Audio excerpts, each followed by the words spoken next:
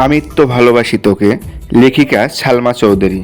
7 বছর পর বাড়ি ফিরছে খান বংশের বড় ছেলে সাজ্জাদুল খান আবির। বাড়ি ফিরছে বললে ভুল হবে, বিদেশ থেকে দেশে ফিরছে আবির। এই 7 বছরে খান বাড়িতে ঘটে গেছে অনেক ঘটনা, যার সাথে সশরীরে যুক্ত নেই আবির, তবে আত্মিকভাবে প্রতিটা ঘটনায় জড়িয়ে আছে সে। আবিরের বাবা চাচা 3 জন। আবিরের বাবা সবার বড়, নাম আলী আহমেদ খান। তানভীরের বাবা মেজো, নাম মুজাম্মেল খান। ছোট চাচুর নাম ইকবাল খান। আবির তার বাবা মায়ের একমাত্র ছেলে। মেজো চাচা মানে মুজাম্মেল খানের এক ছেলে এক মেয়ে। ছেলের নাম তানভীর খান, মেয়ের নাম মাহাদিবা খান মেঘ। ছোট চাচার এক মেয়ে এক ছেলে, মিম আর আদি। এখনো তারা এলাকার যৌথ পরিবারের মধ্যে শ্রেষ্ঠ। বাড়ির সকলের প্রাণ যেন এক সুতোই বাঁধা। 5 ভাই বোনের মধ্যে আবির সকলের চোখের মণি। আবিরের জন্মের পর তার বাবা মা দ্বিতীয় সন্তান নেয়ার চিন্তাই করেনি। এইচএসসি পর্যন্ত সে বাড়িতেই ছিল, সবার নয়নের মণি। আবিরের চাঞ্চল্য মেতে থাকতো খানবাড়ি। আচমকা যেন পরিবেশটা পাল্টে গিয়েছিল। 18 বছর বয়সে আবিরের হঠাৎ করে স্কলারশিপে বিদেশ পড়তে যাওয়া। বাড়ির সকলের সাথে শারীরিকভাবে যেমন দূরত্ব বেড়েছিল, তেমনি দূরত্ব বেড়েছে মানসিকতার। 7 বছর পূর্বের আবিরের সাথে বর্তমান আবিরের আকাশ পাতাল পার্থক্য। দেখেও যেন চেনার উপায় নেই। 6 ফুট লম্বা ছেলেটা, গায়ের রং শ্যামলা, গাল ভর্তি চাপদাড়ি, চুলের স্টাইল কোনো নায়কের থেকে কম না। তার ফ্যাশন আর লুকে যে কোনো মেয়ে এক দেখাতেই প্রেমে পড়তে বাধ্য। প্লেনে বসে আবির অবলীলায় ভেবে যাচ্ছে অতীতে ফেলে আসা স্মৃতিগুলো। সেই চাঞ্চল্যকর মুহূর্তগুলো এখন শুধু স্মৃতির পাতায়। মাকে রেখে এসেছিল সেই যৌবনের প্রথম দিকে, যখন তার বয়স ছিল 18। সেই সময়ে মাই ছিল তার একমাত্র বন্ধু। আজ সে 24 বছরের যুবক। এতগুলো বছরের একটাও দিন বাদ যায়নি যে মায়ের সাথে ফোনে কথা বলেনি সে। বাড়ির সকলের সাথেই মোটামুটি কথা বলার চেষ্টা করেছে। ছোটবেলার স্মৃতিগুলো ভাবতে ভাবতে নিজের দেশে পৌঁছে গিয়েছে আবির। এয়ারপোর্টে আবিরের বাবা আলী আহমেদ খান আর তানভীর দাঁড়িয়ে আছে। তানভীর সম্পর্কে তার চাচাতো ভাই আর বয়সে 2 বছরের ছোট। দুজনের বেস্ট ফ্রেন্ড আর কলিজার বন্ধু। তানভীর আবিরকে দেখেই দৌড়ে এসে জড়িয়ে ধরলো। এই 7 বছরে একবারের জন্য বাড়ি ফেরেনি আবির, তবে প্রতিনিয়ত কথা হয় আবির আর তানভীরের। আবির তার আব্বুকে সালাম করে জড়িয়ে ধরে, তারপর বাড়ি ফিরে 3 জন। বাড়িতে যেন হই হই রই রই ব্যাপার। হবে নাই বা কেন, বাড়ির বড় ছেলে এত বছর পর বাড়ি ফিরেছে। রান্নাঘরে বাহারি রকমের রান্নার ধুম পড়েছে মা চাষিদের। হঠাৎ দরজায় আবিরকে দেখে সবার মধ্যে হইচই শুরু হয়ে গেছে। আবিরের আম্মু দৌড়ে এসে জড়িয়ে ধরলেন ছেলেকে। আবেগ আপ্লুত হয়ে মাকে জড়িয়ে ধরল আবির। মমতাময়ী মাকে সেই 7 বছর আগে ছুঁয়েছিল, আজ এত বছর পর মায়ের ছোঁয়া পেল আবির।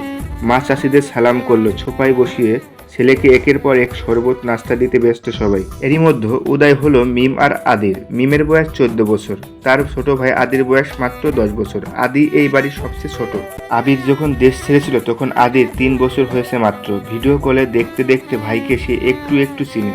দৌড়ে এসে জড়িয়ে ধরছে ভাইকে, আবিরও জড়িয়ে ধরছে আদিকে। মিম ও আবিরের পাশে বসেছে, গল্প করেছে সবাই মিলে। আদি জিজ্ঞেস করেছে, ভাইয়া আমার জন্য কি এনেছো? আবির যেই না উঠতে যাবে মা চাচিরা উঠতে দিচ্ছে। শরবত খাবি তারপর উঠবি। আবির তানভীরের দিকে তাকিয়ে বলল, ওই লাগেজটা নিয়ে আয় তো। তানভীর একটা লাগেজ টান দিতে যাবে। আবির আচমকা বসা থেকে দাঁড়িয়ে, ওইটা ছবি না। ভীষণ বাড়ির সকলেই যেন অবাক হয়ে গেল। আবির আবার ঠান্ডা মাথায় বলল, পাশের লাগেজটা নিয়ে আয়।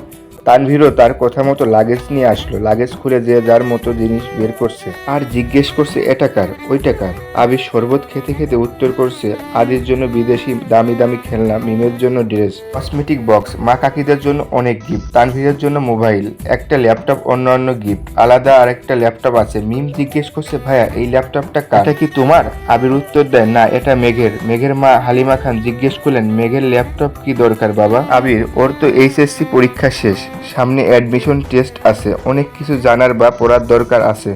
মোবাইল দেখে পড়ার থেকে ল্যাপটপে সুবিধা হবে, তাই নিয়ে আসলাম। মিম বলল, আমার জন্য নিয়ে আসতে একটা। আবির অবলীলায় হেসে উত্তর দেয়, তোর 18 বছর বয়স হলে তোকে কিনে দেবো, চিন্তা করিস না। মিম খুশিতে গদগদ হয়ে বলল, ধন্যবাদ ভাইয়া। বাড়ির হইচই শুনে ঘর থেকে বের হলেন ছোট চাচা ইকবাল খান। আবির চাচুকে দেখেই সালাম করতে যায়। চাচু বাধা দিয়ে জড়িয়ে ধরেন ভাতিজাকে। ইকবাল খান বাড়ির সকলের দিকে এক পলক তাকিয়ে নরম স্বরে বলল, এতদিনে এই বাড়িটা পরিপূর্ণ হইল। ইকবাল খানের জন্য আনা উপহার আবির নিজের হাতে চাচুকে দিল। বাকিদের জিনিসগুলো একটা একটা করে দিল আবির। মেজো চাচু মানে মুজাম্মেল খান বাসায় নেই, তাই ওনার জন্য আনা গিফট যত্ন করে রেখে দিল আবির। লাগেজে পড়ে আছে একটা বক্স, যেটা র্যাপিং পেপারে মোড়ানো, আর একটা শপিং ব্যাগ। আদি জিজ্ঞেস করছে, ভাইয়া এটা কার?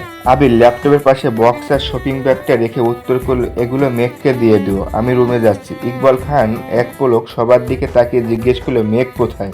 হালিমা খান উত্তর দিলেন, ও তো কোচিংয়ে গেছে, এতক্ষণে তো চলে আসার কথা। আবির বাকি দুইটা লাগেজ নিয়ে উঠতে চাচ্ছিল, হঠাৎ পিছন ফিরে মায়ের দিকে তাকিয়ে প্রশ্ন করলো, আমি কোন রুমে থাকবো? ছেলের এমন প্রশ্নের জন্য মা মালিহা খান হতভম্ব হয়ে পড়লেন। তৎক্ষণাৎ স্বাভাবিক হয়ে উত্তর করলেন, তোর রুম তোরই আছে, আজ সকালেই পরিষ্কার করা হয়েছে। আবির কোনো কথা না বলে দুই লাগেজ নিয়ে উঠতে গেলে তানভীর এগিয়ে আসে।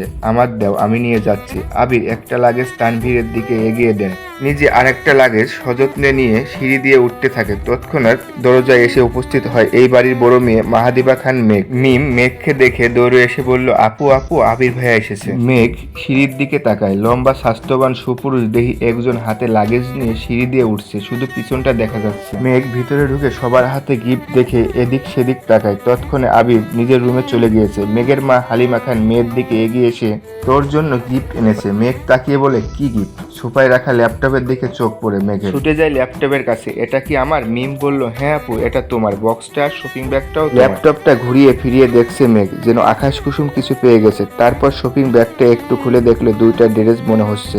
সে ল্যাপটপ আর বক্সগুলো নিয়ে রুমের দিকে চলে যায়। আপনারা এতক্ষণ শুনেছেন আমি তো ভালোবাসি তোকে, লেখনীতে সালমা চৌধুরী। আমি আমার নিজের কণ্ঠে শুনিয়েছি আপনাদের। দ্বিতীয় পর্বের জন্য অপেক্ষা করুন।